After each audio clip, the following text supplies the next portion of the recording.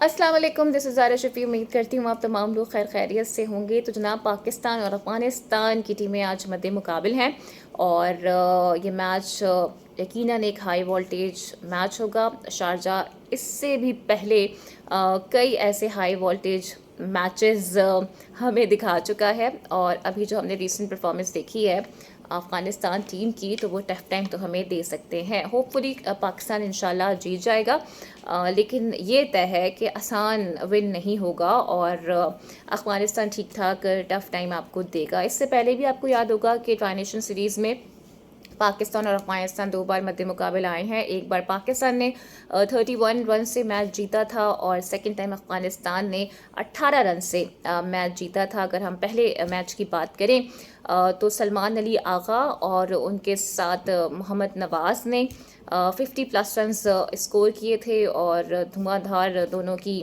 Batting थी, जबकि हारिस ने भी कलीदी किरदार अदा किया था और 4 विकेटें उन्होंने ली थी और पाकिस्तान को फतह से हमकिनार भी करवाया था। लेकिन अगर सेकंड मैच की हम बात करें तो राशिद खान ने जनाब तबाही मचा दी थी with the bat and with the ball as well. और उसके बाद फिर तो हारिस रऊफ़ ने आके नीचे से कुछ छक्के लगा दिए थे, तो हम ज़रा कम मार्जिन से हारे, वरना ये जो हमारा हार का मार्जिन था वो बहुत ज़्यादा बड़ा होता। अब इशू ये आ रहा है कि ट्राई नेशन सीरीज़ जिस तरह से हमें खेलनी चाहिए थी, हम उस तरह नहीं खेले। इसमें हमने छोटी बड़ी बहुत सी मिस्टेक्स की हैं और इन मिस्टेक्स की गुंजाइश अब नहीं है, बिकॉज अब ट्यूसडे से आपको पता है कि एशिया कप का भी आगाज़ होने जा रहा है। और अगर हम दीगर टीम्स को देखें तो जो भारतीय टीम है वो उसमें हमें काफ़ी ज़्यादा तगड़ी और मजबूत नज़र आ रही है। तो जनाब, आज के मैच से पहले मैं ये कुछ बात भी करना चाहूँगी कि माइक हैसन का जो स्टेटमेंट सामने आया है अभी रिसेंटली, मैं उसको देख के बड़ी हैरान हो गई हूँ, क्योंकि वो ये कह रहे हैं कि जब से जनाब मैंने इस टीम की कमान संभाल ली है as a head coach, team तो भाई जीत रही है और फतूहात का एक नया सिलसिला शुरू हो गया है। वो ये भी कह रहे हैं कि T20 जो लास्ट पाकिस्तान ने 13 मैचेस खेले हैं उसमें से 9 हम जीतने में कामयाब रहे हैं। बट आप ये भी देखें ना कि हम किस तरह जीते हैं। क्या हम टीम परफॉर्मेंस की बुनियाद पर जीत रहे हैं? नहीं जीत रहे। अभी भी हम इंडिविजुअल ब्रिलियंस की वजह से जीते हैं। कभी फ़खर चल जाते हैं, कभी सलमान रन बना लेते हैं, कभी अबरार विकेटें ले लेते हैं, कभी हारिस विकेट ले लेते हैं, तो इस तरह हम जीत जाते हैं। लेकिन एक चीज़ होती है ना कि टीम वर्क नज़र आए, वो अभी भी हमें नज़र नहीं आ रहा है। फिर जो हमारे जो एस बॉलर्स हैं या जिनसे हमारी एक्सपेक्टेशंस हाई हैं, हम हमारे वो प्लेयर्स ही परफॉर्म नहीं कर रहे हैं। अभी आप मोहम्मद हारिस को देख लें, चाहे बांग्लादेश की सीरीज़ हो या फिर वेस्ट इंडीज़ के अगेंस्ट सीरीज़ हो, आई थिंक उनके एक सीरीज़ में 9 रन है और एक में 12 रन है। तो इस वक्त बहुत बड़ा कंसर्न देखने में आ रहा है कि विद दिस परफॉर्मेंस क्या हारिस की जगह बनती है एशिया कप में। इस पर अच्छा कामरान अकमल ने भी खुल के बात की है और वो ये कह रहे हैं कि जो उनका बैटिंग ऑर्डर है ना वो सही नहीं है, उनका बैटिंग नंबर ज़रा ऊपर होना चाहिए और उनको मुसलसल नीचे खिलाया जा रहा है, इस वजह से उनकी परफॉर्मेंस नहीं आ रही है। फिर वो ये भी कह रही हैं कि अगर हारिस नंबर 3 पे या नंबर 4 पे आते हैं, जो कि उनका एग्जैक्ट नंबर भी है, तो अगर वो इस पे आते हैं तो वो 60 से 65 रन स्कोर कर सकते हैं। अदरवाइज़ अगर आप उनको इस तरह के नंबर्स पे खिलाएंगे, नीचे खिलाएंगे, तो उनकी परफॉर्मेंस डिस्टर्ब होगी। अब आपको याद होगा कि नंबर वाला जो गेम है ये बड़ा पुराना है। बाबर को लेकर भी बड़ी सारी बातें होती थी कि नंबर 3 पे वो खेल सकते हैं, इससे ऊपर या नीचे खेलते हैं तो परफॉर्मेंस ख़राब हो जाती है। तो आई डोंट थिंक सो कि नंबर से इतना मैटर पड़ता है। दुनिया की हमने टीमें देखी हैं जहाँ पर चेंजेस होते रहते हैं। ख़ुद भारतीय टीम को आप देख लें, कितने उनके अंदर चेंजेस होते हैं, लेकिन वो फिर भी परफॉर्म कर रहे होते हैं। तो हारिस तो मुझे बिल्कुल भी अच्छे टच में नज़र नहीं आ रहे हैं और मेरे ख्याल से मैं बार बार ये बात कह रही हूँ, आई थिंक जो उन्होंने बाबर के लिए इतनी बातें की हैं कि उनको अपना स्ट्राइक रेट देखना चाहिए, उनका स्ट्राइक रेट स्लो है, इस वजह से वो टीम का हिस्सा नहीं है। और T20 में जो एक डिमांड है मॉडर्न डे क्रिकेट की, वैसे वो नहीं खेल रहे हैं। तो हारिस, पहले आप ये देखें कि आपकी अपनी क्या परफॉर्मेंस है, और जब आप इतनी बड़ी बड़ी बातें कर जाते हैं ना, तो इवेंचुअली उसकी झलक फिर आपकी अपनी परफॉर्मेंस में भी नज़र आ रही होती है, जो कि दुनिया इस वक्त देख रही है और सारे जो क्रिकेटर्स हैं वो इस पर बात भी कर रहे हैं। अच्छा, इसके अलावा उमर गुल ने भी बात की और वो ये कह रहे हैं कि ज़ाहिर है हमने बहुत ज़्यादा अच्छा नहीं खेला, हमने बहुत सारी मिस्टेक्स की हैं।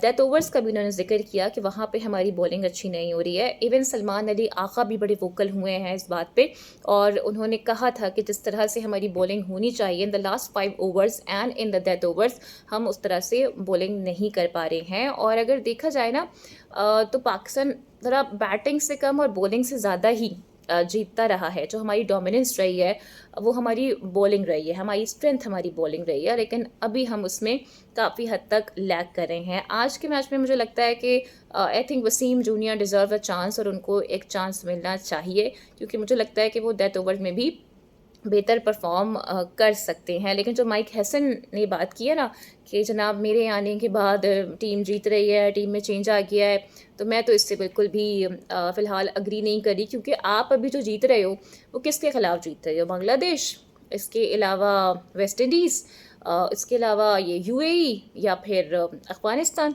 चलें, अफ़गानिस्तान फिर भी मैं एक टफ़ कॉम्पिटिटर समझती हूँ, लेकिन जो बाकी टीम्स हैं वो इतनी टफ़ कॉम्पिटिटर है नहीं जितना हम उन्हें माइटी बांग्लादेश, माइटी यूएई या माइटी वेस्ट इंडीज़ बना रहे होते हैं। तो हमें ना सिर्फ छोटी टीमों के ख़िलाफ़ बल्कि जो बड़ी टीम्स हैं हमें उनके ख़िलाफ़ भी जीतना होगा। हम खाली इन छोटी टीम्स के ख़िलाफ़ जीत के ये नहीं कह सकते कि हमारी क्रिकेट ठीक हो गई है। ऑल्दो वी ऑल नो कि इस वक्त हमारी जो क्रिकेट है वो सही ट्रैक पर चलती हुई नज़र नहीं आ रही है। हमारे प्लेयर्स के अंदर कंसिस्टेंसी नहीं है, कभी कोई चलता है, कभी कोई चलता है, और उसके बलबूते पर हम जीत जाते हैं। अब आप अंदाज़ा लगा लेना कि अफ़गानिस्तान से भी आप हार गए हैं, और फिर हारिस ने आके नीचे से कुछ शॉट्स खेल दिए, एक कैमियो खेल दिया, जिसकी वजह से आप ज़रा कम मार्जिन से हारे, वरना आप ठीक ठाक बड़े मार्जिन से हार रहे होते। तो ये चीज़ें हैं, इस पे मेरे ख़्याल से काम करने की बहुत ज़रूरत है।